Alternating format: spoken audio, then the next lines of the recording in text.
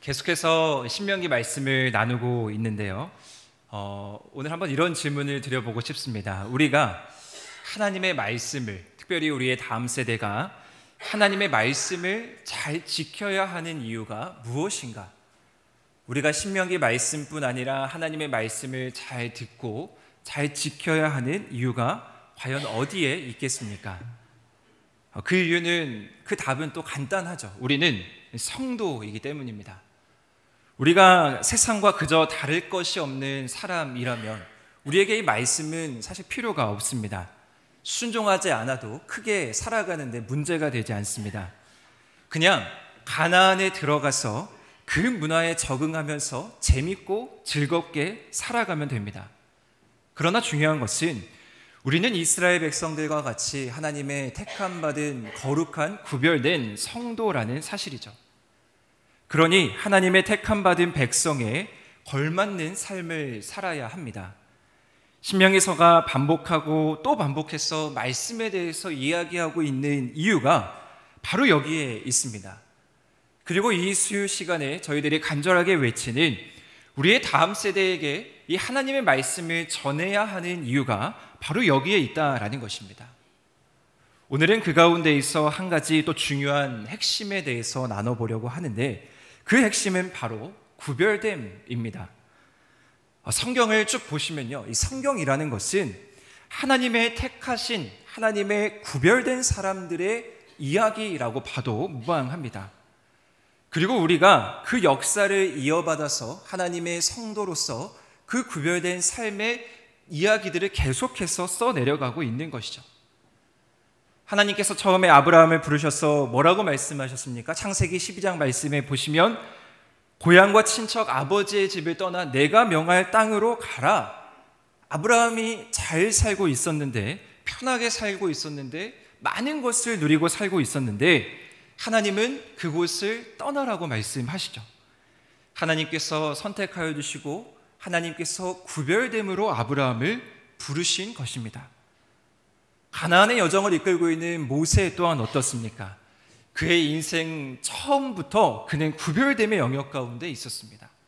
바로의 명령하에 태어난 아들을 모두 다 죽이라는 그런 명령이 있었지만 모세의 어머니가 모세를 갈대 상자에 버리게 되고 그것이 우연히 바로의 딸에 의해서 목격하게 되고 모세는 그 손에서 자라나게 되죠. 과연 이것을 우리는 다 우연이라고 말할 수 있겠습니까? 분명히 이 가운데는 하나님의 섭리, 하나님의 구별됨이 있었다라는 사실이죠. 이제 모세와 이별하고 여호수아와 2세대 가나안을 정복하는 이스라엘 백성들도 마찬가지입니다. 지금까지 계속해서 나눴던 말씀과 같이 가나안 땅에 들어가서 그들이 해야 하는 가장 중요한 요인은 무엇이냐? 바로 구별됨의 영역을 잘 지켜나가야 했던 것이죠. 그것이 가나안을 진멸해야 되는 이유였고요. 그것이 택하실 그곳에 가서 하나님의 이름을 세워야 되는 이유였고 그것이 지난주에 나눴던 11조를 드려야 하는 이유였습니다. 잠깐이라도 땅 생각을 하거나 한눈 팔게 되면 하나님의 말씀에 불순종해서 진멸당한, 멸망당한 이방 백성들과 다를 것이 없다라는 무시무시한 말씀이 바로 신명기서의 말씀입니다. 그렇습니다. 우리도 마찬가지로 우리의 삶 가운데에서 신명기가 끝났다고, 요한계시록이 끝났다고, 성경이 닫혀졌다고 구별됨의 삶을 살지 않는 것이 아니라 예수님의 말씀을 계속해서 기억하면서 이 세상 가운데 빛과 소금의 역할로 구별됨의 삶을 살아가야 하는 존재라는 사실입니다. 우리가 세상을 다른 시각으로 바라보듯이 마찬가지로 세상도 우리를 다른 시각으로 바라본다라는 것을 우리는 반드시 기억해야 합니다. 사도행전 11장 26절 말씀에 보시면 안디옥에서 최초로 그리스도인이라 칭함을 받았던 일이 기록되어 있습니다. 우리 함께 다 같이 읽어보겠습니다. 시작.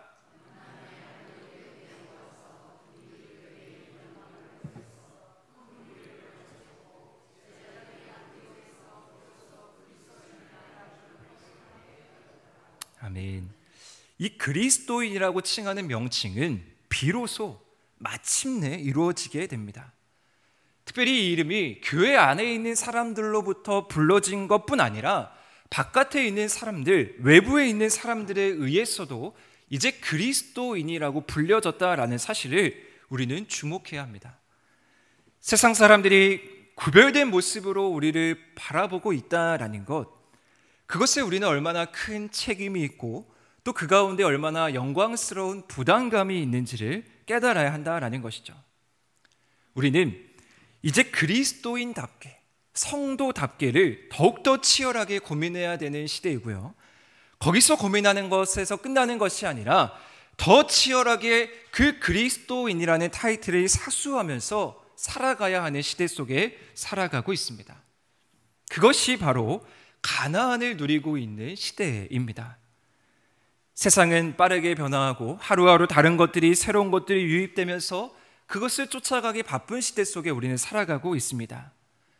이전에는 교회에서 여러 가지 부분들을 선도하는 위치에 있었지만 지금은 교회가 세상을 쫓아가는 시대가 되었습니다. 얼마나 많은 세상의 정보와 지식이 쏟아져 나오고 있습니까? 따라서 매 순간 하나님을 기억하지 않고, 매 순간 하나님을 붙들지 않고, 매 순간 우리가 구별됨의 영역 가운데 들어가 있지 않으면 우리도 넘어지고 우리도 쓰러질 수밖에 없는 게 우리의 모습이라는 것입니다. 따라서 오늘 본문은 이 구별됨의 영역을 더 철저하게, 더 잘 지키기를 바라는 마음에서 구체적인 방법을 하나 더 제시하고 있습니다. 그것이 무엇이냐? 바로 처음 난 것을 구별하여서 하나님께 드리라라는 것입니다. 아마 여기에 계신 우리 사랑하는 권사님들께서는 이 말씀을 기반으로 하여서 우리의 첫 열매를 구별하여서 하나님께 드리시고 있고, 또 첫 수확 농작물이 있다면 하나님께 드리셨고, 그것을 구별하여서 교회에 또 목회자에게 드리셨던 기억이 있으실 것입니다. 자, 그러면 과연 이 처음 난 것을 하나님께 드리는 것이 왜 과연 구별됨의 핵심인가를 오늘은 조금 살펴보도록 하겠습니다. 많은 학자들이 이 본문을 이렇게 연구하면서 왜 오늘 이 본문이 신명기 15장 이 후반부 말씀에 기록되어 있을까라는 것을 연구했다고 합니다. 왜 처음 난 것에 대한 예물이 이 부분 가운데 15장 19절에서 23절 말씀에 기록되어 있을까? 그러면서 자연스럽게 그들이 내린 결론은 무엇이냐? 이 말씀은 뒤이어 나오는 16장 말씀을 준비하는 말씀이구나라는 거 하나같이 이야기합니다. 16장에서는 어떤 말씀이 등장하냐면요, 6월절의 말씀이 등장합니다. 즉 우리가 처음 난 것을 하나님께 드립니다라는 이 말씀을 할 때 우리가 빼놓지 않고 항상 연관지어서 생각해야 되는 말씀은 무엇이냐? 바로 6월절에 대한 말씀을 기억해야 된다라는 것이죠. 6월절은 어떤 절기냐면요, 출애굽기 12장 말씀에 그 6월절의 기원이 나타나 있는데, 6월절은 이제 출애굽의 여정을 시작하고 있는 모세에게, 모세가 위축되어 있고 자신감이 하락해 있고 또 완악하여서 하나님의 말씀을 듣지 않는 바로왕 앞에서 떨고 있는 모세에게 하나님께서는 이제 10가지 재앙을 보여주시면서 하나님의 놀라운 일들을 펼쳐 나가시려고 합니다. 9번째 재앙까지는 어찌어찌 바로가 잘 버티고 잘 참았지만 이제 마지막 10번째 재앙에서 바로는 항복하고 출애굽을 결정하게 되죠. 그 10번째 재앙이 어떠한 재앙입니까? 출애굽기 11장 5절입니다. 우리 함께 읽겠습니다. 시작.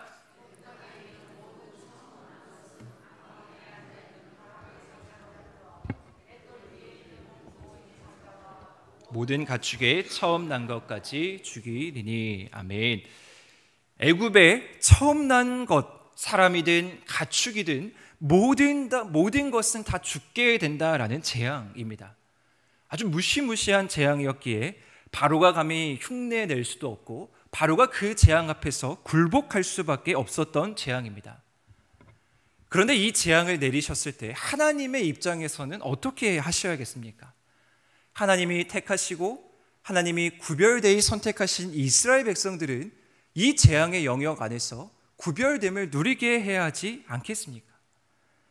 이 재앙 안에서도 분명하게 하나님의 영역 안에서 이스라엘 백성들을 머물게 되는 은혜를 누리게 됩니다. 어린 양의 피를 잡아서 집 좌우 문설주와 임방에 바르면 그 피가 애굽의 땅을 칠 때 표적이 되어서 이스라엘 백성들은 넘어가게 지켜짐을 받게, 보호하심을 받게 된다라는 말씀입니다. 그래서 이 날이 넘어갔다, 패스오버라고 하는 유월절이라고 뜻하는 절기가 되었습니다. 이스라엘 민족은 그들의 해방일로 이 절기를 지금도 아주 열심히 지키고 있죠. 모세와 이스라엘 백성들에게 가나안을 목전에 앞둔 이 백성들에게도 이 유월절은 무척 중요한 절기였습니다. 빼먹지 않고 대대로 지키는 절기였죠. 그들이 가나안을 앞두고 처음 난 것을 하나님께 드려야 합니다라는 그 말씀을 들었을 때 그들 마음 가운데 딱 떠올랐던 절기가 바로 이 유월절 절기였을 것입니다. 아, 그때 출애굽을 앞둔 그때 하나님께서 처음 난 것을 다 죽이셨는데 구별되이 선택해 주셔서 우리를 보호해 주신 하나님의 은혜, 하나님의 구원의 은혜가 이 말씀 가운데 있구나. 다시 하나님께서 처음 난 것을 나에게 드리라고 요구하셨을 때 가나안에 들어가서도 영원히 처음 난 것의 은혜를 기억하면서 우리를 구원해 주신 하나님의 은혜, 그것을 잊지 않고 그들은 처음 난 것을 하나님께 구별되이 드렸을 것입니다. 그렇습니다. 우리의 처음 난 것을 하나님께 드려야 하는 이유가 바로 여기에 있습니다. 그것은 지난주에 나눴던 이 11조의 의미를 조금 더 강화하고 있는데요. 11조의 의미를 지난주에 살펴봤는데 모든 것이 하나님께로부터 왔기에 하나님 것을 구별하여서 드리고 감사와 기쁨과 또 구제의 의미를 담아서 11조를 드리고 그것에 더해서 이제 처음 난 것을 하나님께 드릴 때는 하나님께만 구원이 있습니다라는 고백이 그것에 담겨 있는 것입니다. 그래서 11조와 이 처음 난 것을 다 드리면서 하나님에 대한 우리의 헌신의 마음을 완성할 수 있게 되는 것이죠. 우리의 처음 것을 받으시는 하나님은 어떤 분이십니까? 우리의 구원자 하나님이시다라는 사실을 우리는 기억해야 합니다. 하나님께서 우리를 구원해 주시고 하나님께서 우리를 인도해 주시고 하나님께서 우리를 지켜주신 은혜, 그것이 기억나고 그것이 생각날 때마다 우리는 처음 난 것을 하나님께 드릴 수 있어야 합니다. 이스라엘 백성들이 이제 여호수아의 가나안을 정복하면서 그들이 얻어지는 새로운 땅, 그들이 얻어지는 새로운 처소, 그들이 얻어지는 새로운 산물을 마주할 때마다 그들은 그곳에서 하나님께 처음 난 것으로 예물을 드리고 기념하여서 예배를 드리고 처음 것을 구별하여서 하나님께 나아갔을 것입니다. 그것이 바로 하나님께서 이스라엘 백성들에게 원하셨던 모습이고 오늘날 우리에게 원하셨던 모습입니다. 자, 그런데 중요한 것은요, 우리가 이 말씀을 듣고 그냥 처음 난 것을 구별하여서 드리는 것 우리가 생각하고 그것을 그냥 거기서 멈추면 안 되고 이 말씀을 실천하고 이 말씀을 행하는 데까지 이어질 수 있어야 하는 것입니다. 왜냐하면 말로만 기억하는 것은 누구나 다 할 수 있기 때문이죠.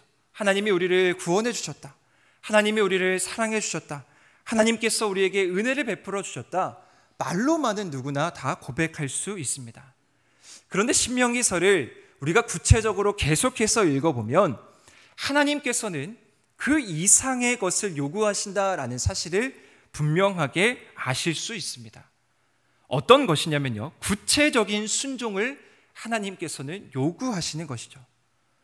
오늘 본문에 보시면 처음 난 것을 구별하여 드리는데 그 구별됨의 방법을 하나님께서는 자세하게 설명해 주고 있습니다. 첫 새끼는 부리지 말고 털을 깎지 말고 택하신 그곳에 나와야 한다. 혹 그 짐승이 흠이 있거나 눈이 멀거나 또 흠이 있으면 절거나 그러면 하나님께 드리지 못한다. 더 세밀하고 더 정결함을 요구하는 하나님의 순종이 그 마음 가운데 담겨 있었다라는 것입니다. 사랑하는 우리 한우리 성도 여러분, 우리가 세상 속에서 구별됨의 삶을 살아간다, 우리가 세상 속에서 구별됨의 성도로 살아간다라는 것은 이와 같습니다. 하나님께서 구체적으로 우리에게 어떻게 행해야 된다. 거기에는 분명히 우리의 노력이 필요하고, 거기에는 분명히 우리의 헌신이 필요하고, 거기에는 우리의 어떤 세밀함과 어떤 정교함이 필요합니다. 하나님께서는 그것까지 요구하시는 하나님임을 우리는 분명히 깨달아야 합니다. 자, 그런데 이러한 것들을 지금 이제 우리 시대 가운데 어떻게 다 할 수 있겠습니까? 우리가 어떻게 양을 잡고 하나님의 택하신 처소에 가서 한 곳에 모여서 예배를 드릴 수 있겠습니까? 이것은 구약 시대의 일이고, 이제 이 모든 수고를 덜어주시기 위해서 하나님께서 우리를 너무나 사랑하시는 마음에 어떤 일을 행해 주시냐? 하나님의 사랑하는 아들 예수 그리스도를 우리 가운데 보내주십니다.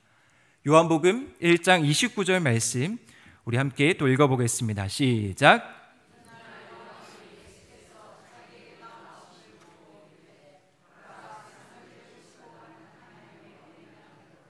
아멘. 요한은 예수님을 보고 어떤 고백을 했냐면요, 세상 죄를 지고 가는 하나님의 어린 양입니다 라고 고백했습니다. 요한은 내 뒤에 오시는 이 나는 감히 그의 신발끈 풀기도 감당하지 못하겠습니다 라고 고백했던 사람입니다.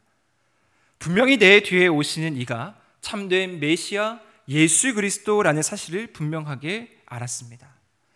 그리고 이 고백을 통해서 마치 신명기 시대의 유월절 어린 양을 떠올리게 하면서 예수님께서 이제 모든 세상의 죄를 지시고 단순히 애굽에서만 인도하신 것이 아니라 가나안에서만 지켜주신 것이 아니라 모두를 위해서 모든 인류의 죄를 담당하시고 영원한 하나님의 나라, 그 구원의 영역으로 이끌어주시는 분임을 분명히 요한은 알고 고백했습니다.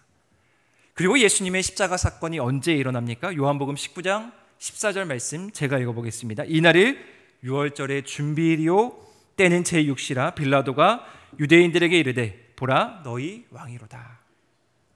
예수님의 십자가 사건은 유월절의 준비일, 유월절의 어린 양의 피로 우리가 모두 구원받을 수 있게 된 것입니다. 더 이상 우리가 흠없는 어린 양을 드리지 않아도 하나님께로 나아갈 수 있는 그 구원의 은혜를 누릴 수 있게 된 것이죠. 완벽한 하나님의 계획 안에서 이루어지는 약속의 성취, 그것이 우리는 예수 그리스도의 십자가의 은혜 가운데에서 누릴 수 있게 되는 것입니다. 자, 그러면 우리가 이 신명기 말씀을 붙들고 처음 난 것을 하나님께 드리며 그 정교함과 그 세밀함, 그 구원의 은혜, 그 구원의 감격의 초점이 어디에 맞춰져야 되겠습니까? 오늘날을 살아가는 우리에게 있어서 이 구별됨의 은혜는 철저하게 십자가를 바라볼 때 이루어집니다. 오늘날 우리에게 처음 난 것은 무엇이겠습니까? 십자가 안에서 다시 태어남, 즉 거듭남이 우리의 처음 난 것 아니겠습니까? 예수님께서는 밤중에 찾아온 유대인 지도자 니고데모에게 이렇게 말씀하십니다. 요한복음 3장 3절 말씀 우리 함께 읽겠습니다. 예수께서 대답하여 이르시되 진실로 진실로 내게 이르노니 사람이 거듭나지 아니하면 하나님의 나라를 볼 수 없느니라. 아멘.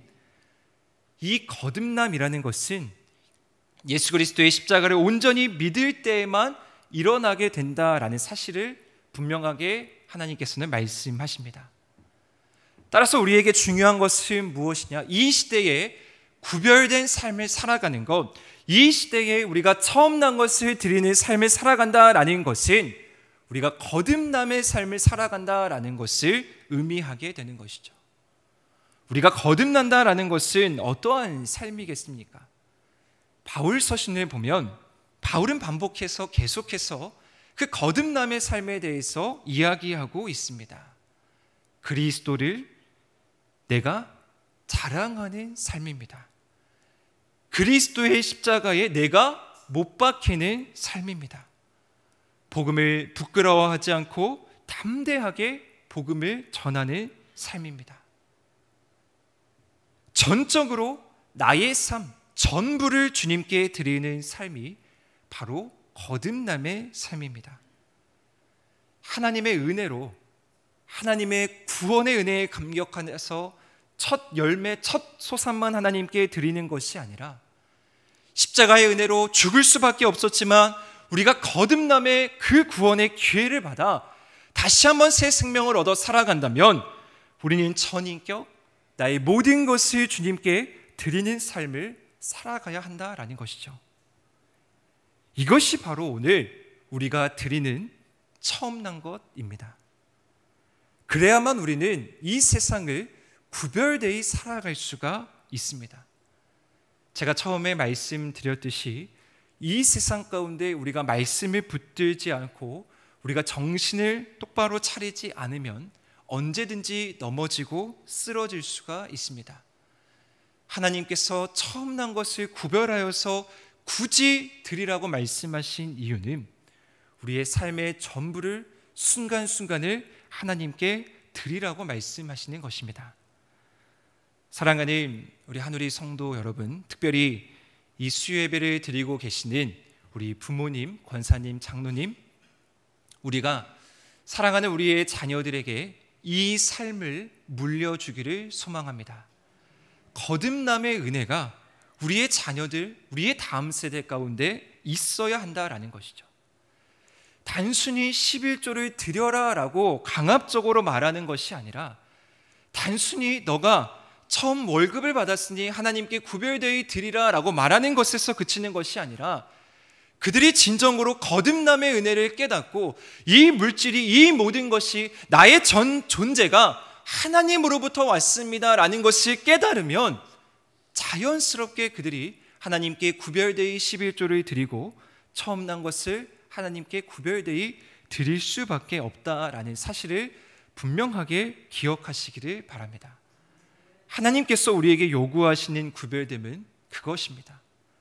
어떤 한 부분, 어떤 일부분을 이야기하는 것이 아니라 우리가 날마다 십자가를 바라볼 때 우리의 전부를 드릴 수 있는 삶, 복음을 향해서, 십자가를 향해서 우리의 전 존재를 드릴 수 있는 삶, 그것이 우리가 오늘 정명승부해야 되는 구별됨의 삶이라는 것을 기억하시기를 바랍니다. 자, 그런데 여기에서 한 가지 우리가 유의해야 될 점이 있습니다. 이 구별됨은 철저하게 세상과 분리되어서 어떤 이분법적인 삶을 살으라라고 하는 것은 아닙니다. 그 구별됨이 구분지어서 어떤 편을 나누라는 것은 아니죠. 우리의 구별됨이 우월함이 되어서 남을 판단하고 정죄하거나 우리가 그렇게 사람들을 함부로 죄를 지었다 이런 식으로 얘기하는 구별됨을 이야기하는 것은 아닙니다. 그러면 그것은 예수님 당시에 바리새인과 서기관과 다를 바가 없는 것이죠. 우리가 신명기서를 통해서 살펴볼 때 중요한 한 가지 흐름은 무엇이냐면요, 우리만 누리는 은혜가 아니었습니다.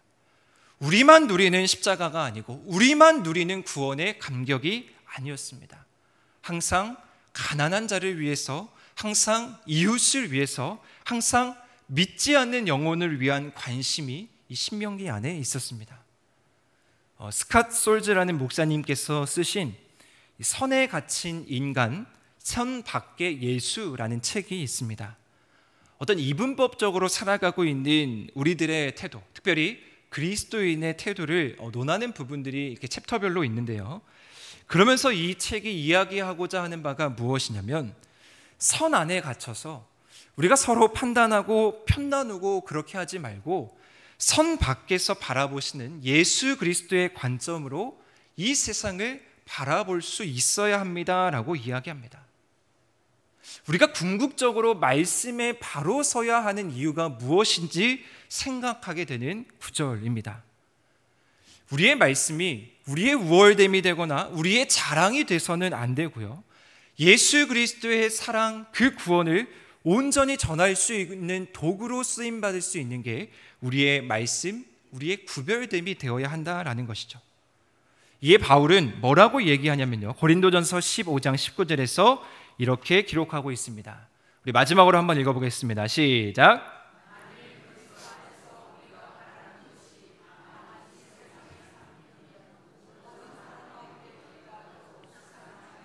아멘.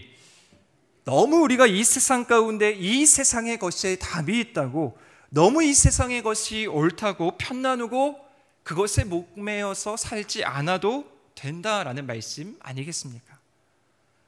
우리는 부활의 소망을 붙들고 살아가는 자니, 우리는 구원의 감격, 십자가의 은혜를 누리고 살아가는 자니, 조금은 더 여유롭게 예수 그리스도의 시선으로 넓게 보고 천천히 보고 여유롭게 살아도 충분합니다라는 격려의 말씀은 바울은 고린도 교회에게 하고 있는 것입니다.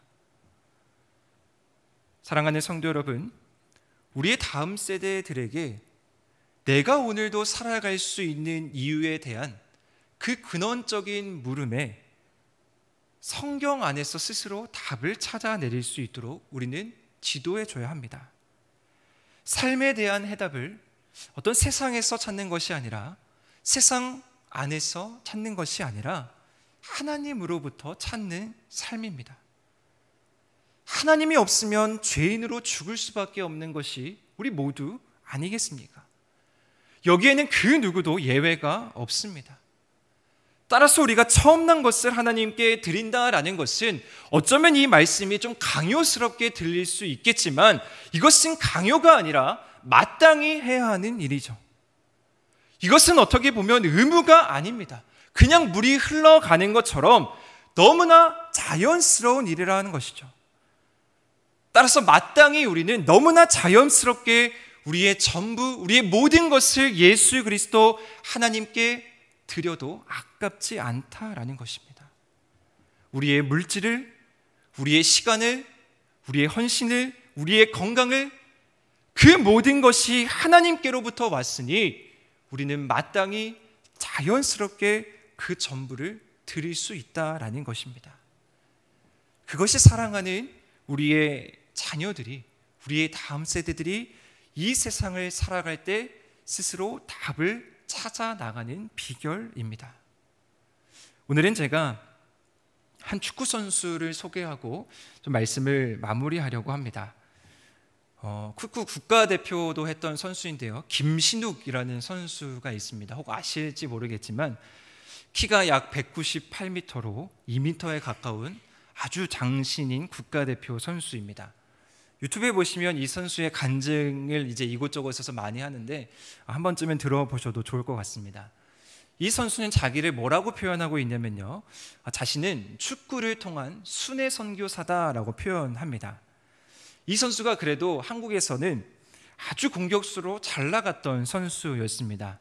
당시 한국의 최고의 구단이었던 전북현대라는 구단에서 뛰었고, 또 월드컵, 또 아시안컵 국가대표로 선발되어서 활약을 했습니다.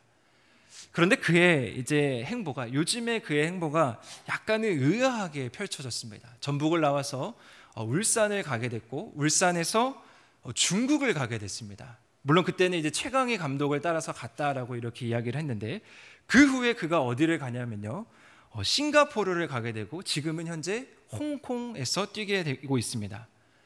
그런데 자기가 이렇게 팀을 옮겨 다니는 이유에 대해서 설명을 하는데, 저는 그 이야기를 듣고 참 많이 감명을 받고 또 놀랐습니다. 먼저 그는 자기가 팀이 있는 그곳이 부르시는 곳이 복음 전도의 장이라고 이야기합니다.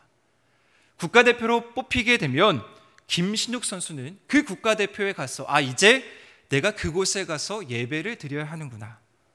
손흥민 선수가 살면서 딱 2번 예배를 드렸다고 하는데, 그 2번 예배가 이 김신욱 선수랑 함께 예배를 드린다라고 합니다. 그리고 지금 싱가포르, 홍콩에 가서 이렇게 프로 선수를 계속 이어나가는 이유는 해외에 있는 문화와 언어를 익히면서 나중에 그가 이제 못 사는 나라에 가서 축구 지도자가 되기 위한 발판을 마련하기 위해서 해외 곳곳을 다니면서 팀을 옮겨가면서 한 번도 경험해보지 않은 나라들을 경험했다라고 이야기하고 있습니다. 가난한 나라에 가서 결국에는 축구 지도자로 쓰임받고, 그래서 축구뿐 아니라 또한 복음을 전할 수 있는 통로를 마련하기 위해서 자신의 그 달란트를 사용하고 있다라는 것을 간증하는 것을 봤습니다.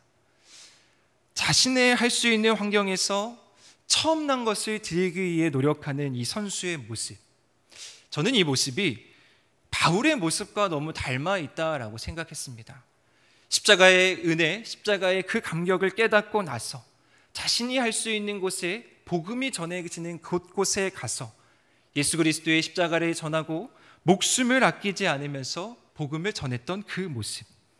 사실 이 모습은 여기 앉아 계신 우리 성도님들과 또한 저와 특별히 우리의 다음 세대 모두에게 필요한 모습이라고 여겨집니다. 십자가를 바라보는 삶, 조금은 더 우리가 여유롭게, 조금은 더 멋있고, 조금은 더 세련되게 그 십자가의 길을 따라갈 수 없을까? 이 세상은 화려하게 변해가고 이 세상은 더 우리가 감당할 수 없는 영역으로 나아가고 있는데 그 시대 가운데 우리는 조금 더 여유롭고 세련되게 이 십자가를 붙들고 살아갈 수 없을까? 신명기 말씀을 통해서 계속해서 고민하고 계속해서 나누는 말씀들이 이러한 질문에 조금은 답이 되어서 사랑하는 우리의 다음 세대들에게, 사랑하는 우리의 자녀들에게 말씀으로 아름다운 답을 내려줄 수 있는 우리 하늘의 모든 성도님들이 되시기를 주님의 이름으로 간절히 축원드립니다.